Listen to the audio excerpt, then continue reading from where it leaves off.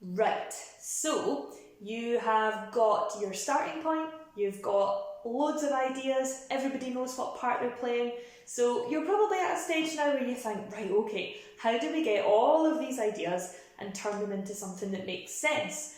So what I think is really helpful to do, and it seems really simple but it works, is to just get a big piece of paper and write on it beginning, middle and end, so just section it off and then keep that. So have that to hand, any class or any session that you're doing with your group, just have this handy, stick it on the wall, put it on the floor, so that you can just jot ideas or jot decisions down into the relevant little spaces. It's a good way to make sure that everybody knows what is going on, to make sure that everybody's up to speed on the story. It's also good if people are off and they come in the next week maybe, they can quickly catch up with what they've missed. And it's also just a really good way to track your progress. Sometimes you feel like you're not getting anywhere until you see written down that actually you've done loads. So a good thing to maybe start, once you've got all your ideas, it's maybe good to sit with your class and just go over the structure of a story. What does it need to have? A beginning, a middle and an end. I mean, it doesn't need to have all of these things. There are stories out there that don't, but probably to give yourself an easy life, have a beginning, have a middle, have an end. So in the beginning, you're looking at things like introducing the situation, introducing the characters, bringing the audience into the world and letting them know what's going on. At the end of the beginning section, you probably want to have some sort of problem or some sort of incident that's then going to set up the rest of the story, basically. So after we've met everybody and we know who everybody is, we then find out what's the problem.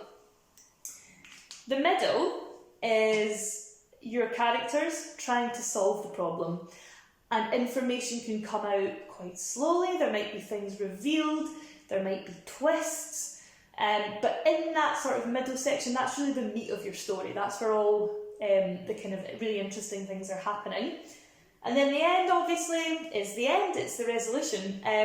Or is it? You know, you can talk to your class about, do they want to have a nice resolved ending, or would they rather have a cliffhanger, or would they like to have a really sad ending? You know, so people tend to go for like, and then it all ended really happily, but it doesn't have to. So you can talk to your class about that and come to a decision what makes sense for your play. A cliffhanger can be quite good,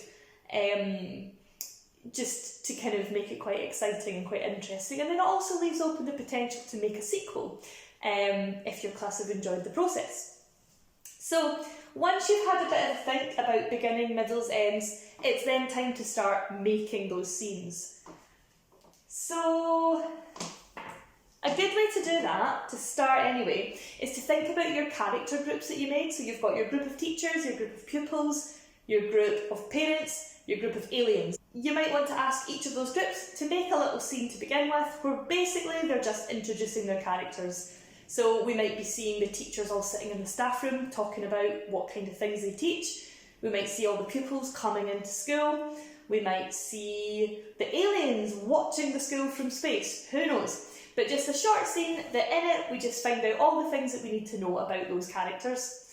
Probably your problem for this particular story, I don't know, but I would guess that your problem was probably the arrival of this new head teacher, and whatever the kind of situation or whatever the strange thing about them is that the reveal of that, I guess, would maybe be your problem.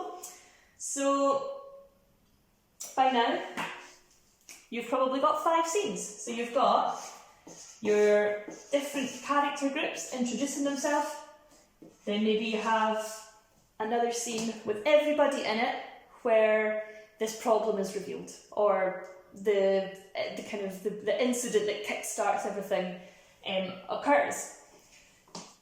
And then you can use a really similar structure for the rest of the piece. So you can have your 4 groups again, having maybe their reactions to the problem.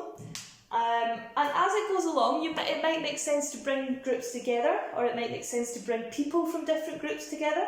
But you can keep using that structure of just 4 short scenes and then maybe a whole group scene, another 4 short scenes, maybe a whole group scene. You can use that all the way through. And then It keeps the structure simple, and also it's easy for the class to learn it. It's easy for them to remember what happens next and what the structure of their own story is. One of the things that can be quite challenging is making a story make sense. So sometimes some groups are brilliant at going off and making scenes. You watch them back and you go, yeah, I know what that was about. Some groups show you back a scene and it's not so clear. We've got people talking at the same time, we've got people kind of on different pages, not really got the same idea but trying to make it all work on stage together. So there can be some challenges. So some techniques that you can use to just make your story make sense would be to maybe have a narrator, or maybe to record some narration, some storytelling, so that all your little scenes can happen, but we also have just a little bit of help from a storyteller so that the audience are keeping up with the story, especially if your story is quite strange, which they can be sometimes. Another thing that might be quite useful would be to use the still images, the frozen pictures that we talked about in the first video. So maybe we don't always need to have people talking, we could just have some images to help with certain parts of the story. That's another good thing that you can do. And you might want to think about maybe having some filmed scenes as well. You might want to record some stuff again, just so that you can be a wee bit more in control of what's being said, and also to take the pressure off of your class in terms of having to learn loads and loads and loads of scenes. So those are some things that you could try to get your story from beginning to end. I guess the final thing that I would say is to go easy on yourself when you're doing a devising process. A devising process is so much about the process, and the product, the show, is important, but so much of the good stuff has happened in the actual making of the show. Young people are getting the chance to really be creative. They're story writing, they're creating characters, they're creating worlds, they're writing their own dialogue. They're having an incredible experience. So if you get to the end of it and your sort of finished product is maybe a bit rough around the edges, maybe the story has a few plot holes in it, I think that's okay. You know, if you do a school show and you've had a script and things, it might have been, you know, you might have done really polished shows before, but this is a totally different thing. This is all about your class and their process and their creativity. So cut yourself some slack. If it's not perfect, who cares? You know, as long as your class have had a great time making it and creating it and using their imaginations, that is the most important thing. It's a challenging process, but it's really, really rewarding and a really fantastic way to let your class, these imaginations, run wild and then share their ideas with an audience.